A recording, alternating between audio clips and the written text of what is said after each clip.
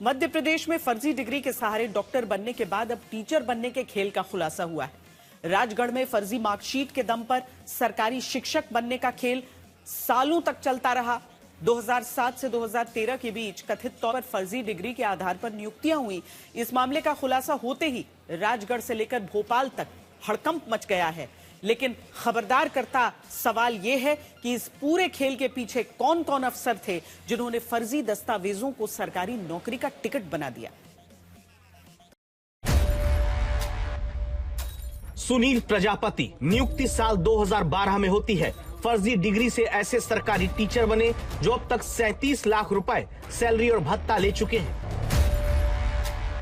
हेमंत शर्मा 2013 में टीचर फर्जी डिग्री से बन गए, अब तक 35 लाख रुपए सैलरी और भत्ता ले चुके हैं। रमेश चंद्र यादव 2013 में फर्जी डिग्री लगाकर सरकारी नौकरी हासिल की, 33 लाख रुपए सैलरी भत्ते में अब तक ले लिया। भारत सिंह यादव फर्जी डिग्री से 2014 में सरकारी टीचर बन गए, 32 लाख रुपए अब तक वेतन भत्ता उठा लिया। एक मामला साल 2007 का भी, जिसमें बने सिंह लवंशी ने फर्जी डिग्री लगाकर सरकारी नौकरी हासिल की, अब तक 40 लाख रुपए सैलरी और भत्ता मिला है। मध्य प्रदेश में एक बार फिर फर्जी डिग्री से सरकारी नौकरी लेने वालों के खिलाफ खबरदार करना जरूरी हो गया है। तस्वीरों में दिख रहे इन सभी टीचर पर आरोप है, इन्होंने फर्जी मार्कशीट से सरकारी नौकरी हासिल की है, ईमानदार छात्रों बेरोजगारों का हक मारा है, बच्चों और सरकारी सिस्टम को धोखा दिया है और सबसे बड़ी बात, मध्य प्रदेश की सरकारी व्यवस्था की एक बार फिर पोल खोल कर रख दी है। इस महीने की शुरुआत में आज तक नहीं आपको फर्जी डिग्री के सहारे डॉक्टर बनने के गोरख धंधे से खबरदार किया था। अब राजगढ़ में फर्जी मार्कशीट के दम पर सरकारी टीचर बनने का सच सामने आया है। जब जांच हुई, समिति के माध्यम से भी हमने इनकी जांच करवाई और इनको एक अंतिम सुनवाई का मौका भी दिया, जिसमें कि ये लोग अपनी जो बात है वो रख सके, परंतु इनकी बात जो है हमें संतोषप्रद नहीं लगी। तो इस माध्यम से जो इन्होंने नौकरियां प्राप्त की थी, उस संदर्भ में इन 9 लोगों की सेवाएं जो समाप्त कर दी गई। आज तक के पास उन मार्कशीट की एक्सक्लूसिव कॉपी है जो इन फर्जी टीचर ने इस्तेमाल करके सरकारी विभागों को न सिर्फ चूना लगाया है, बल्कि बच्चों के भविष्य के साथ भी खिलवाड़ किया है। आप देखिए कैसे इन आरोपी टीचर्स ने कई साल तक मध्य प्रदेश माध्यमिक शिक्षा मंडल की मार्कशीट से लेकर कर्नाटक स्टेट ओपन यूनिवर्सिटी तक की फर्जी डिग्री का इस्तेमाल किया है और नौकरी ले ली है, जबकि जिम्मेदार अधिकारी सोते रहे। अगर शिक्षा विभाग को पिछले साल नवंबर में शिकायत नहीं मिलती तो इस मामले का सिरा कभी न खुलता। चिंता की बात यह है कि शिक्षा विभाग की नींद टूटने से खुलासा नहीं हुआ, बल्कि पिछले साल नवंबर में एक शिकायत मिलने से उनकी नींद टूटी है। फिर जाकर एक जांच समिति बनी जिसने आरोपों को सही बताते हुए 9 टीचर की नौकरी खत्म कर दी और 8 टीचर को गिरफ्तार किया गया।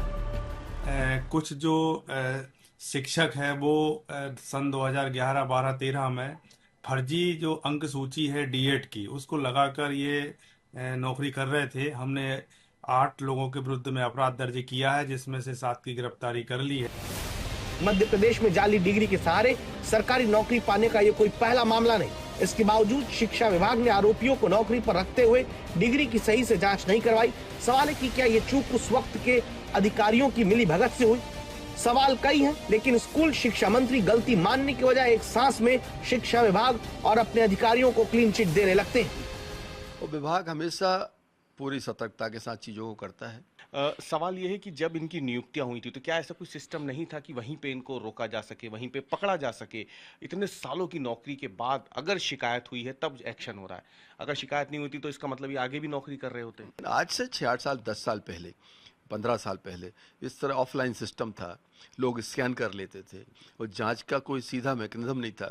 क्या जांच के दायरे में माध्यमिक शिक्षा मंडल के कर्मचारी अधिकारी भी रहेंगे उस वक्त जो कार्यरत थे, कि कहीं ऐसा तो नहीं उनकी मिलीभगत से भी कुछ हुआ हो? क्या इस एंगल पर भी जांच रहेगी विभाग की? नहीं, मुझे नहीं लगता कि माध्यमिक शिक्षा मंडल को इस तरह ही गलती करेगा। तो माध्यमिक शिक्षा मंडल बड़ा मतलब बहुत ही ट्रांसपेरेंट तरीके से फुल प्रूफ सिस्टम है।